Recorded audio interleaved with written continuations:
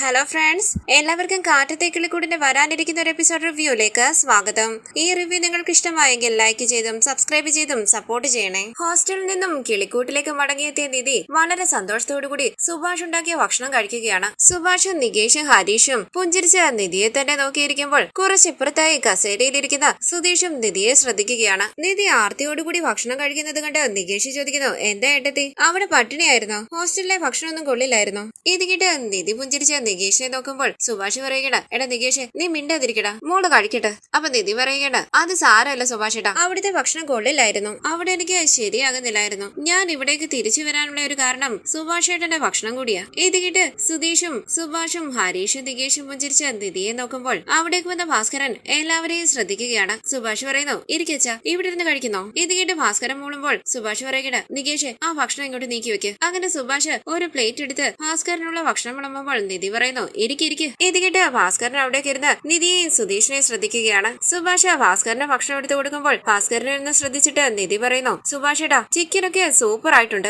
ഇത് കേട്ട് സന്തോഷത്തോടു കൂടി നിധി ഒന്ന് നോക്കിയിട്ട് സുഭാഷ് ചോദിക്കുന്നു, എടാ സുധീഷ്, നീ കഴിക്കുന്നില്ലേ? അപ്പൊ സുധീഷ് പറയുകയാണ്, ആരും എന്നെ നിങ്ങളുടെ കൂടെ കൂട്ടുന്നില്ലല്ലോ, ഇവിടെയുള്ള ഒരാൾ പോലും എന്നെ ഒരു മനുഷ്യനായിട്ട് കാണുന്നില്ല. ഇത്രയും പേരുള്ള വീട്ടില് ഒരു വാക്ക് പോലും സംസാരിക്കാനാണില്ലാതെ ഞാൻ എത്ര നാള് തരിച്ചിരുന്നു. അപ്പൊ നിധി പറയുകയാണ്, ഈ പച്ചമുളക് ഭക്ഷണം കഴിക്കുമ്പോൾ ഇടയ്ക്കിടയ്ക്ക് വന്ന് ഡിസ്റ്റർബ് ചെയ്യുക അല്ലേ സുഭാഷ് ഏട്ടാ? ഇത് കേട്ട് ചിരിച്ചുകൊണ്ട് എല്ലാവരും സുധീഷിനെ നോക്കുകയാണ്. നിധിയും പുഞ്ചിരിച്ച് സുധീഷിനെ നോക്കുന്നുണ്ട്. തലയാട്ടി സുധീഷ് പറയുന്നു, മനസ്സിലാവുന്നുണ്ട്, എന്നെയാ പറഞ്ഞതെന്ന് എനിക്ക് മനസ്സിലായി. അപ്പൊ നിധി പറയുകയാണ്, ഞാൻ പച്ചമുളകിന്റെ കാര്യം പറഞ്ഞത്. അപ്പൊ സുഭാഷ് പറയുകയാണ്, എടാ നീ കൂടുതലൊന്നും പറയണ്ട, വന്ന് കഴിക്ക്. അപ്പൊ സുധീഷ് പറയുന്നു, എനിക്കിപ്പോ വേണ്ട സുഭാഷ് ഏട്ടാ, ഞാൻ പിന്നെ കഴിച്ചോളാം. അപ്പൊ നിധി ചോദിക്കുകയാണ്, അല്ല എപ്പോഴാ സുധീഷ് വീട് വിട്ടു പോകുന്നത്? ഇത് കേട്ട് എല്ലാവരും ഞെട്ടി നിധിയെ നോക്കുകയാണ്. കണ്ണു തള്ളി സുധീഷ് മനസ്സിൽ പറയുകയാണ്, ദേ വീണ്ടും ചോദിക്കുന്നു, എന്നെ ഈ വീട്ടിൽ നിറക്കോ? അപ്പൊ നിധി പറയുകയാണ്, സുഭാഷ് ഏട്ടന് അറിയാമോ, സുധീഷ് ഈ വീട് വിട്ടു പോകാമെന്ന് പറഞ്ഞതുകൊണ്ടാ ഞാൻ ഈ വീട്ടിലേക്ക് തിരിച്ചു വന്നത്. എന്നിട്ട് ഇപ്പോഴും പോകാതെ ഇവിടെ തന്നെ ഇരിക്കുകയാണല്ലോ. ഇത് കേട്ട് എല്ലാവരും തിരിഞ്ഞ് സുധീഷിനെ നോക്കുമ്പോൾ സുധീഷ് പറയുകയാണ്, ഞാൻ പൊയ്ക്കോളാം. എന്നെ പോലെ ഒരു സുന്ദരനായ ചെറുപ്പക്കാരൻ ഈ രാത്രി പുറത്തു പോയാൽ എന്ത് സുരക്ഷിതത്വ ഉള്ളത്? നേരം വെളുക്കട്ടെ, ഞാൻ പൊയ്ക്കോളാം. അതോർത്ത് നിധി വിഷമിക്കണ്ട. ഇത് കേട്ട് നിധി പറയുകയാണ്, ശരി, പക്ഷെ പറഞ്ഞതുപോലെ ഈ വീട് വിട്ടു പോണം. അപ്പൊ സുധീഷ് പറയുകയാണ്, പൊയ്ക്കോളാം നിധി. ചിരിച്ചുകൊണ്ട് സുഭാഷ് ചോദിക്കുന്നു, നീ എവിടെയാടാ പോവുക? അപ്പൊ സുധീഷ് പറയുകയാണ്, ഞാൻ എവിടെയെങ്കിലും പോട്ടെ, സുഭാഷ് ഏട്ടൻ എന്താ പ്രശ്നം? ഉള്ളവർക്ക് ഒരു വീട്, ഇല്ലാത്തവർക്ക് 1000 വീട്. അപ്പൊ ഭാസ്കരൻ പറയുകയാണ്, നോർത്ത് ഇന്ത്യക്കാണ് പോകുന്നതെങ്കിൽ നീ എന്നോട് പറഞ്ഞാ മതി, ഞാൻ റൂട്ട് പറഞ്ഞു തരാം. ഇത് കിട്ടി സുധീഷ് അവിടെയുള്ള ഒരു കൈലി എടുത്ത് ഭാസ്കരന്റെ തോളിലേക്ക് അടിക്കുകയാണ്. ഭാസ്കരൻ പറയുകയാണ്, എന്താടാ ഇത്, ഒരാള് ഭക്ഷണം കഴിച്ചുകൊണ്ടിരിക്കുമ്പോൾ എന്തിനാ ഇങ്ങനെ ഡിസ്റ്റർബ് ചെയ്യുന്നത്? അപ്പൊ സുധീഷ് ചോദിക്കുകയാണ്, പിന്നെന്ത് വേണം? നോർത്ത് ഇന്ത്യയില് 4-5 സ്റ്റേറ്റിന് ഗവർണർ ആയിരുന്നത് പോലെയാണല്ലോ നിങ്ങളുടെ സംസാരം. എപ്പോ നോക്കിയാലും നോർത്ത് ഇന്ത്യ, എവിടെ പോണോന്ന് എനിക്കറിയാം. നിങ്ങൾ വായടച്ചിരുന്ന ഭക്ഷണം കഴിക്കുക. അപ്പോൾ ഭാസ്കരൻ ചോദിക്കുകയാണ്, വായടച്ചിരുന്ന് എങ്ങനെയാടാ ഭക്ഷണം കഴിക്കുക? നോൺസെൻസ്. ഇത് കേട്ട് നിധിയും ഹരീഷും നികേഷും ചിരിക്കുമ്പോൾ പുഞ്ചിരിച്ച് അവരെ ഒന്ന് നോക്കിയിട്ട് സുഭാഷ് പറയുകയാണ്, ഇന്നാ ഈ വീട്ടിലൊരു സമാധാനം ഉണ്ടായത്, വിളക്കുകൾ തെളിയിച്ചു വെച്ചതുപോലെയുണ്ട്. അപ്പൊ നികേഷ് പറയുകയാണ്, ഏട്ടത്തി വീട്ടിലേക്ക് തിരിച്ചു വന്നപ്പോഴാണ് വീട് ബ്രൈറ്റ് ആയത്. പെട്ടെന്ന് ഏട്ടത്തി ഇവിടുന്ന് പോയപ്പോൾ പണ്ടത്തേനെക്കാട്ടിലും മോശമായി പോയി ഈ വീട്. ഏട്ടത്തി ഇങ്ങോട്ട് തിരിച്ചു വന്നില്ലായിരുന്നെങ്കിൽ ഇതൊരു വീടല്ലാതായി പോയേനെ. ഏട്ടത്തി എന്തായാലും തിരിച്ചു വന്നല്ലോ. ചിരിച്ചുകൊണ്ട് ഭാസ്കരൻ പറയുകയാണ്, അതെ മോളെ, മോള് വീട്ടിലേക്ക് വന്നതിന് ശേഷം 1000 വാട്ട്സ് ബൾബ് പോലെ ഈ വീട് പ്രകാശിക്കുകയാണ് അല്ലേടാ? തലയാട്ടി സുധീഷ് പറയുകയാണ്, മിണ്ടാതിരുന്ന് കഴിക്ക്. നിധി പുഞ്ചിരിച്ച് എല്ലാവരെയും നോക്കുമ്പോൾ വളരെ സന്തോഷത്തോടുകൂടി അവർ നിധിയോട് സംസാരിക്കുകയാണ്. സുധീഷ് പുഞ്ചിരിച്ച് നിധിയെ തന്നെ നോക്കിയിരിക്കുന്നു. തുടർന്ന് രാവിലെ നിധി പുസ്തകം വായിച്ചുകൊണ്ട് ഹാളിലിരിക്കുമ്പോൾ കുറച്ചിപ്പുറത്തായി ഇരിക്കുകയാണ് നികേഷും ഹരീഷും. ഈ സമയം പച്ചക്കറികളും വാങ്ങി അവിടേക്ക് വന്ന സുധീഷ് ഉറക്കെ സുഭാഷ് ഏട്ടാന്ന് വിളിക്കുകയാണ്. എല്ലാവരും സുധീഷിനെ ശ്രദ്ധിക്കുമ്പോൾ നീ വന്നോന്ന് ചോദിച്ച് സുഭാഷ് അവിടേക്ക് വരികയാണ്. പച്ചക്കറികളുള്ള സഞ്ചി നീട്ടിക്കൊണ്ട് സുധീഷ് പറയുന്നു, ഇതാ സുഭാഷ് ഏട്ടാ, സുഭാഷ് ഏട്ടൻ പറഞ്ഞതെല്ലാം വാങ്ങിച്ചിട്ടുണ്ട്, എല്ലാം ഉണ്ടോ എന്ന് നോക്ക്. അടുത്തൊന്നും നല്ല പച്ചക്കറി ഇല്ലായിരുന്നു, കുറച്ച് ദൂരെ പോയി വാങ്ങിയതാ, എല്ലാം സുഭാഷ് ഏട്ടന് വേണ്ടിയാ. ഇത് കേട്ട് നിധി പറയുകയാണ്, അതെന്താ സുഭാഷ് ഏട്ടന് മാത്രം? ഈ വീട്ടിലുള്ള എല്ലാവരും കൂടിയല്ലേ അത് കഴിക്കുന്നത്? സുഭാഷ് ഏട്ടൻ ദിവസവും പാചകം ചെയ്തിട്ട് നിങ്ങൾക്ക് വേണ്ടിയാണ് ഞാൻ പാചകം ചെയ്തെന്ന് പറയാറുണ്ടോ? കൈകൂപ്പി സുധീഷ് പറയുന്നു, അയ്യോ മേഡം തിരിച്ചു വന്നത് ഓർക്കാതെ പറഞ്ഞു പോയതാ. അങ്ങനെ അവിടേക്ക് ഇരുന്ന സുധീഷ് നികേഷിനെ ഒന്ന് ശ്രദ്ധിച്ചിട്ട് പറയുന്നു, സുധീഷ് ഇപ്പൊ നിന്റെ പനിയൊക്കെ പോയല്ലോ. അപ്പൊ നികേഷ് പറയുകയാണ്, ഏട്ടത്തി വന്ന ഉടനെ എന്റെ പനി പോയി, ഞാൻ നോർമലായി. അപ്പൊ സുധീഷ് പറയുകയാണ്, എന്നാലും നിനക്ക് പനി വന്നതൊക്കെ കുറച്ച് ഓവറാ. ഇത് കേട്ട് എല്ലാവരും പുഞ്ചിരിക്കുമ്പോൾ നിധി ചോദിക്കുന്നു, നീ നോർമൽ ആയില്ലേ നികേഷേ? അപ്പൊ നികേഷ് പറയുകയാണ്, ഞാൻ നോർമലായി ഏട്ടത്തി, ഒരു പുതിയ എനർജി കിട്ടിയതുപോലെയുണ്ട്. ഇത് കേട്ട് നിധി പുഞ്ചിരിക്കുമ്പോൾ സുധീഷ് പറയുകയാണ്, പക്ഷെ ഒരു കാര്യമുണ്ട് നിധി തിരിച്ചു വരുമെന്ന് എനിക്ക് നന്നായിട്ട് അറിയായിരുന്നു. ഇത് കേട്ട് എല്ലാവരും സുധീഷിനെ നോക്കുമ്പോൾ സുധീഷ് പറയുകയാണ്, നിധി ദേഷ്യപ്പെട്ട് ഇവിടുന്ന് പോയപ്പോഴും നിധി തിരിച്ചു വരുമെന്നുള്ള ഒരു വിശ്വാസം ഉണ്ടായിരുന്നു എനിക്ക്. ഹരീഷ് പതിയെ നികേഷിനോട് പറയുന്നു, സുധീഷ് ഏട്ടൻ വിഷമിച്ച കഥയൊക്കെ നമുക്കല്ലേ അറിയൂ, ഉള്ളിൽ കരയുക പറയുകയായിരുന്നു. ഇപ്പൊ എന്തൊരു ആത്മവിശ്വാസത്തോടു കൂടിയാ പറയുന്നേ നോക്കിയേ. ഇത് കേട്ട് നികേഷ് ചിരിക്കുമ്പോൾ നിധി ചോദിക്കുന്നു, എന്താ നിങ്ങൾ എന്താ സംസാരിക്കുന്നത്? അപ്പൊ ഹരീഷ് പറയണ, ഒന്നുമില്ല ഏട്ടത്തി, എന്നെ കളിയാക്കുകയായിരുന്നു എന്ന് നിധി ചോദിക്കുമ്പോൾ സുധീഷ് ചോദിക്കണ, നിധിയെ കളിയാക്കുന്നോ? നിങ്ങൾ എന്തിനാ നിധിയെ കളിയാക്കിയത്? ഞാനും ഇതൊക്കെ കാണുന്നുണ്ട്. സുധീഷിനെ തടഞ്ഞുകൊണ്ട് നിധി ചോദിക്കുന്നു, ഹലോ എന്താ? അപ്പൊ സുധീഷ് പറയണ, അവര് നിധിയെ കളിയാക്കിയില്ലേ? അപ്പൊ നിധി പറയുന്നു, ഞാൻ അതല്ലേ ചോദിക്കുന്നത്, എനിക്ക് കുഴപ്പമില്ല, സുധീഷ് വിട്ടേക്ക്. ഇത് കേട്ട് സുധീഷ് ചമ്മലോടുകൂടി ഇരിക്കുമ്പോൾ ഹരീഷും നികേഷും സുഭാഷും പുഞ്ചിരിച്ച് കുനിങ്ങിയിരിക്കുകയാണ്. നിധി ചോദിക്കുന്നു,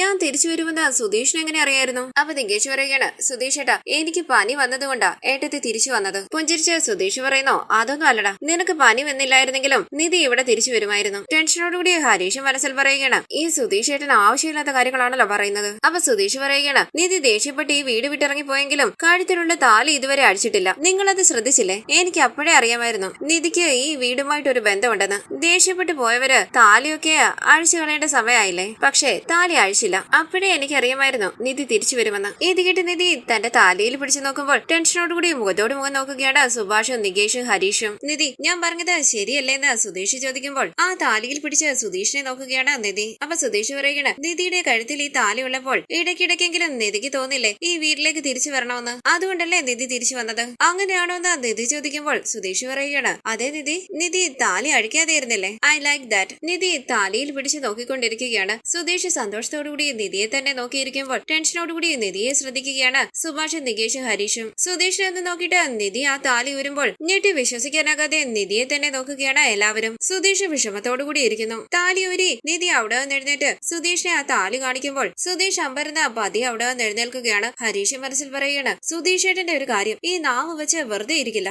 ഇതിന്റെ വല്ല ആവശ്യം ഉണ്ടായിരുന്നു? താലിയുമായി സുധീഷിന്റെ അരികിലേക്ക് വന്ന് താലി നീട്ടിക്കൊണ്ട് നിധി പറയുന്നു, ദാ സുധീഷ്, എന്താണെങ്കിലും ഈ താലി ഈ വീട്ടിലെ അല്ലേ, സൂക്ഷിച്ചു വെച്ചോ. സുധീഷ് വിഷമത്തോടുകൂടി സുഭാഷിനെ നോക്കുമ്പോൾ സുഭാഷ് മനസ്സിൽ പറയുകയാണ്, നിനക്ക് ഇതിന്റെ ആവശ്യം ഉണ്ടായിരുന്നു? സുധീഷ് താലി വാങ്ങാതെ നിൽക്കുമ്പോൾ പിടിക്കെന്ന് പറഞ്ഞ് സുധീഷിന്റെ കയ്യിലേക്ക് ആ താലി വെച്ചു കൊടുത്ത് നിധി സുധീഷിനെ ശ്രദ്ധിക്കുമ്പോൾ സുധീഷ് പറയുകയാണ്, നിധി പറഞ്ഞ ഉടനെ താലി അടിച്ചു തന്ന എന്തിനാ? അപ്പൊ നിധി പറയുകയാണ്, ഇത് വെച്ചല്ലേ ഇത്രയും നേരവും ലെക്ചർ അടിച്ചുകൊണ്ടിരുന്നത്? സുധീഷ് പറഞ്ഞ റീസൺ കൊണ്ടൊന്നും അല്ല ഞാൻ ഈ താലി കഴുത്തിൽ അണികൊണ്ട് നടന്നത്. ഈ താലിയുടെ ഡിസൈൻ എനിക്ക് ഒരുപാട് ഇഷ്ടപ്പെട്ടു. ഇതൊരു താലിയാണെന്നുള്ള ചിന്ത പോലും ഇല്ലാതെയാണ് ഞാൻ ഈ ചെയിൻ കഴുത്തിലിട്ടുകൊണ്ട് നടന്നത്. ഇനി സുധീഷ് തന്നെ ഇത് വെച്ചോ. അങ്ങനെ അകത്തേക്ക് പോകാനായി തുടങ്ങുന്ന നിധി തിരിഞ്ഞെന്ന് പറയുന്നു, പിന്നെ അത് ഗോൾഡാ, സൂക്ഷിച്ചു വെക്കണം, അവിടെ ഇവിടെയും കൊണ്ടുവച്ച് കൊണ്ട് കളയരുത്. അങ്ങനെ നിധി അകത്തേക്ക് പോകുമ്പോൾ നികേഷ് പറയുകയാണ്, ഏട്ടത്തി, പുതിയ ബാത്റൂമിന്റെ പണി 10-15 ദിവസം കൊണ്ട് തീരും. ഇപ്പൊ ഇത് തന്നെ അഡ്ജസ്റ്റ് ചെയ്. ഓക്കേടെ നികേഷ് എന്ന് നിധി ഉറക്കെ പറയുമ്പോൾ സുധീഷ് ചോദിക്കുന്നു, എന്താടാ ഇത്? അവള് താലി അടിച്ച് എന്റെ കൈ വെച്ച് തന്നിട്ട് പോകുന്നു. അപ്പൊ നിനക്ക് ബാത്റൂമിനെ പറ്റി പറയുന്നതാണോ പ്രധാനം? സുഭാഷ് ചോദിക്കുന്നു, എടാ സുധീഷ്, നിന്റെ നാവ് വെച്ച് നീ വെറുതെ ഇരിക്കില്ലേ? ഇത് കേട്ട് ഹരീഷ് പറയുകയാണ്, അങ്ങനെ പറ സുഭാഷ് ഏട്ടാ, ഏട്ടത്തിയുടെ കാര്യം നോക്കി ഇരിക്കുകയല്ലായിരുന്നു?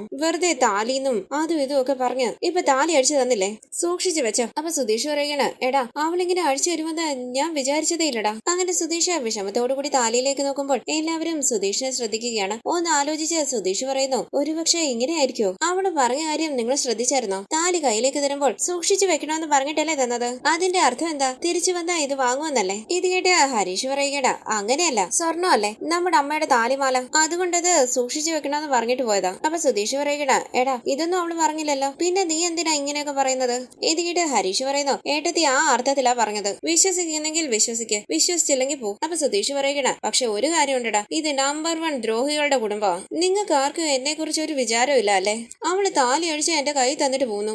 ആരെങ്കിലും ഒരാൾ തടഞ്ഞോ? ഇങ്ങനെ തന്നെ അങ്ങ് നിൽക്കുകയായിരുന്നല്ലോ. അപ്പൊ നികേഷ് പറയുകട, സുധീഷേട്ടാ ഞാൻ ഭയന്നുപോയി. ഇത് കേട്ട് സുധീഷ് പറയുകട, വാടാ നികേഷ്, നീ മാത്രമേ എന്നെ കുറിച്ച് ചിന്തിക്കുന്നുള്ളൂ. അപ്പൊ നികേഷ് പറയുകട, അതല്ല സുധീഷേട്ടാ, സുധീഷേട്ടൻ പറഞ്ഞതൊക്കെ കേട്ട് വീണ്ടും ഏട്ടത്തി ദേഷ്യപ്പെട്ട് ഇറങ്ങി പോകുമെന്ന് ഞാൻ ഭയന്നുപോയി. ഭാഗ്യത്തിന് ഏട്ടത്തി അങ്ങനെയൊന്നും ചെയ്തില്ല.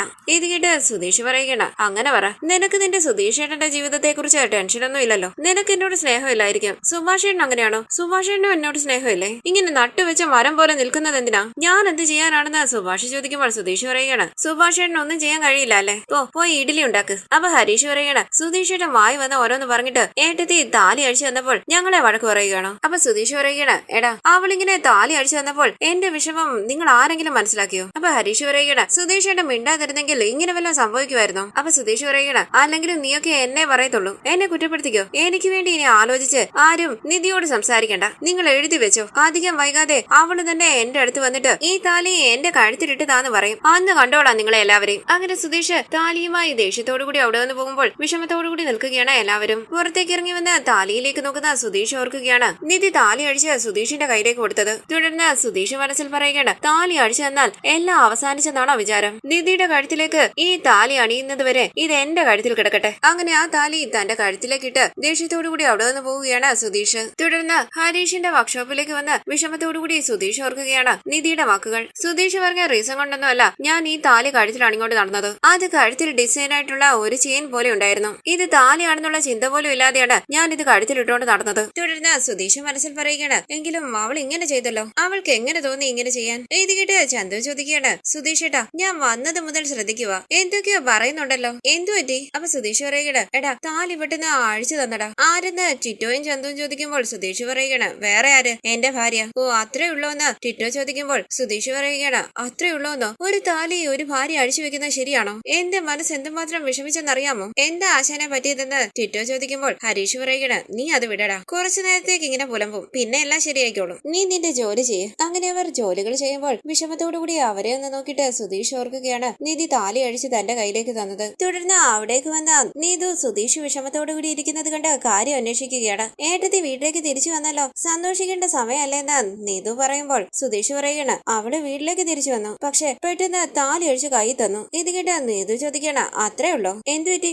നിങ്ങൾ തമ്മിൽ വഴക്കായോ? വഴക്കാണെന്ന് ചിന്തിച്ചോന്ന് സുധീഷ് പറയുമ്പോൾ നീതു പറയുകയാണ് ദേഷ്യപ്പെട്ട് ഇറങ്ങിപ്പോയ ആൾ തിരിച്ചു വന്നില്ലേ? പിന്നെന്താ? സുധീഷ് പറയുകയാണ് പെട്ടെന്ന് വഴക്കിട്ട് അവള് താലി അഴിച്ച് എന്റെ തന്നു. ഇത് കേട്ട് നീതു ചോദിക്കണം അത്രേ ഉള്ളോ? അതിനാണോ ഇത്രയും ഫീൽ ചെയ്തിരിക്കുന്നത്? അപ്പൊ സുധീഷ് പറയുകയാണ് താലിയാ താലി, ഞാൻ അവളുടെ കഴുത്തിൽ കെട്ടിയ താലി, അത് അഴിച്ചു തന്നാൽ എന്താ അർത്ഥം? എന്നെ വേണ്ടാന്ന് പറഞ്ഞതുപോലെ അല്ലേ? അപ്പൊ നീതു പറയുകയാണ് വഴക്കിൽ ഇതൊക്കെ സാധാരണ കാര്യമല്ലേ സുധീഷ് ഏട്ടാ? സുധീഷ് ചോദിക്കുന്നു സാധാരണ കാര്യമോ? എനിക്ക് എന്ത് വേദനിച്ചെന്നറിയാമോ? അവളുടെ കഴുത്തിൽ താലി ഇല്ലാതെ കാണാൻ ഒരുമാതിരിയുണ്ട്. കല്യാണം കഴിഞ്ഞെന്നുള്ളതിന്റെ തെളിവല്ലേ താലി? അപ്പൊ നീതു പറയണ നിങ്ങളുടെ കല്യാണം കഴിഞ്ഞതല്ലേ, ഒരു വിശ്വാസത്തിലങ്ങ് പോയാ പോരെ? അപ്പൊ സുധീഷ് പറയണ കല്യാണം കഴിഞ്ഞ ഇത്രയും നാളായിട്ടും നിധി താലി അഴിച്ചിട്ടില്ല, ഇപ്പൊ ചെറിയൊരു വഴക്കായിരുന്നു, ഉടനെ താലി അഴിച്ചു വന്നു, എനിക്ക് വിഷമം വരില്ലേ? നീതു ചോദിക്കുന്നു അതിനെന്തിനാ ഇത്രയും ഫീൽ ആകുന്നത്? ഇപ്പൊ ആരും താലി കഴുത്തിലിടാറില്ല, ദിവസവും താലി ഇട്ടുകൊണ്ട് നടക്കാൻ പറ്റൂ? എന്റെ ചെറിയമ്മയുടെ മകൾ ഫംഗ്ഷൻ ഉള്ളപ്പോൾ മാത്രമാണ് താലി ഇടുന്നത്. എന്തിന്? എന്റെ അമ്മ ഉറങ്ങുമ്പോൾ കുത്തുന്നെന്ന് പറഞ്ഞ് താലി ഊരി കണ്ണാടിയുടെ അടുത്ത് വെക്കും. സുധീഷ് ചോദിക്കുന്നു അങ്ങനെയാണോ? അപ്പൊ താലിക്ക് പിന്നിൽ സെന്റിമെന്റ്സ് ഒന്നുമില്ലേ? അപ്പൊ നീതു പറയണ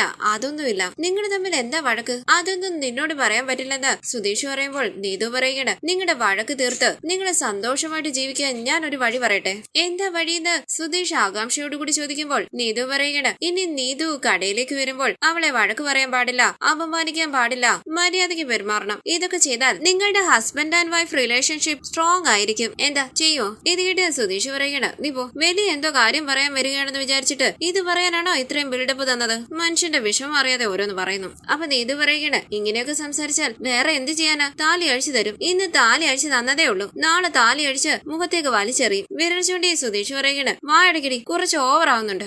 ഞാൻ എന്തിനു വായടക്കണമെന്ന് പറഞ്ഞ് നീതു സുധീഷുമായി വഴക്കുണ്ടാക്കുകയാണ്. സുധീഷും വിട്ടുകൊടുക്കാതെ നീതുവുമായി വഴക്കുണ്ടാക്കുമ്പോൾ ഇടയിലേക്ക് കയറി നിന്ന് ഹരീഷ് പറയുന്നു നിർത്തുന്നുണ്ടോ? നിങ്ങളുടെ വഴക്കൊന്ന് നിർത്തുന്നുണ്ടോ? എല്ലായിടത്തും വഴക്ക് തീർത്ത് തീർത്ത് എനിക്ക് വയ്യ. അപ്പൊ നീതു പറയുകയാണ് ഹരീഷ് എന്തിവാ നമുക്കൊരു ചായ കുടിച്ചിട്ട് വരാം, എനിക്ക് ജോലി ഉണ്ടെന്ന് ഹരീഷ് പറയുമ്പോൾ നീതു പറയുകയാണ് ജോലി എപ്പോഴും ഉണ്ടല്ലോ, ചായ കുടിച്ചിട്ട് ജോലി ചെയ്താൽ മതി, ജോലി ഓടി പോകത്തൊന്നും ഇല്ലല്ലോ, വാ. അങ്ങനെ ഹരീഷിനെ പിടിച്ചു വലിച്ച് ചായ കുടിക്കാനായി കൊണ്ടുപോവുകയാണ് നീതു.